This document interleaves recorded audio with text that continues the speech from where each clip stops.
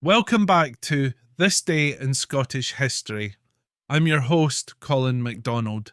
Today, we'll travel back to October 19th, 2011 to explore an incredible discovery that captivated the archaeological world, the announcement of the first fully intact Viking boat burial site ever found on the UK mainland, the Port and Eilean Mhòir boat burial. This remarkable find was unearthed in Ardnamurchan, Scotland, a remote and rugged area known as the most westerly point on mainland Great Britain. The boat burial dates back to the 10th century and offers a unique glimpse into Viking funeral practices, shedding new light on their presence in Scotland. It wasn't just any burial, this was the final resting place of a man of high status, most likely a warrior or leader, interred with the grandeur that befits a Viking chieftain. The burial site itself is located on the north coast of Ardnamurchan at Port and Eilean Mhòir, nestled between Ashantany and Ochil. At first glance, the site appeared to be nothing more than a simple mound of rocks, possibly cleared from nearby fields by farmers. But on closer inspection, archaeologists from the Ardnamurchan Transitions project realised they had stumbled upon something far more extraordinary, a Viking boat burial perfectly preserved after more than a millennium. The boat, although almost entirely rotted away, left behind a detailed outline and approximately 200 rivets, still arranged in the shape of the vessel, some even attached to fragments of the original wood. Measuring around 5 metres long and 1.5 metres wide, the boat had been filled with stones, perhaps in a ritualistic gesture, giving it a distinctive and powerful appearance. The remains of the man buried within the boat were fragmentary, consisting of pieces of an arm bone and several teeth. However, his grave goods painted a vivid picture of his life and death. He was buried with a sword, deliberately bent into an S shape, a symbol of its final death, along with its owner, and a spear broken in half, perhaps as part of the burial ritual. A shield was placed protectively over his chest in true Viking tradition. Alongside these items of war, the man was buried with more personal and everyday objects: a bronze ring pin from Ireland, a whetstone from Norway, an axe, a knife, a sickle, and even a set of tongs and a ladle.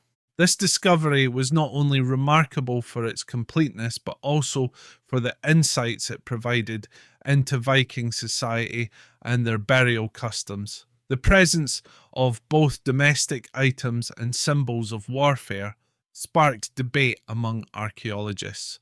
Was this man solely a warrior, or perhaps also a trader or explorer? The mix of items from Ireland, Norway, and Scotland suggests he may have lived a life that crossed seas and borders, a reflection of the Viking era's far-reaching networks.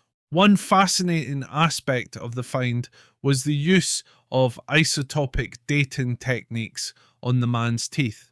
By analysing the strontium, lead, nitrogen, and carbon levels in his tooth enamel, researchers were able to trace his diet and geographic origins.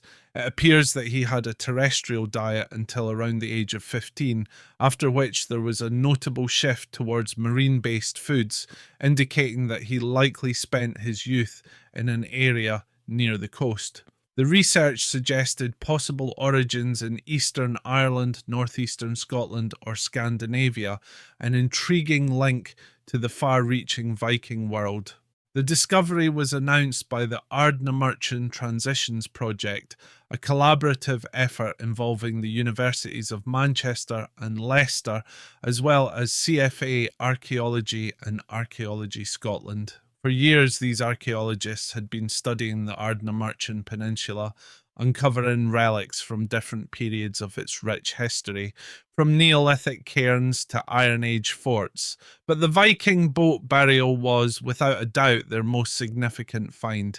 Hannah Cobb, co-director of the project, described it as one of the most important Norse graves ever excavated in Britain, marking the first time a fully intact Viking ship burial had been uncovered on the UK mainland. While there have been several Viking boat burials found in Scotland, particularly in the Northern Isles and the Hebrides, none have been as complete or as well preserved as this one. The significance of the site extends beyond just the Viking era. The boat was buried in close proximity to Neolithic and Bronze Age monuments, suggesting that the location held deep importance across multiple centuries and civilizations. This connection to ancient burial traditions points to a continuity of sacred spaces, a place where ancient peoples and Vikings alike chose to honour their dead.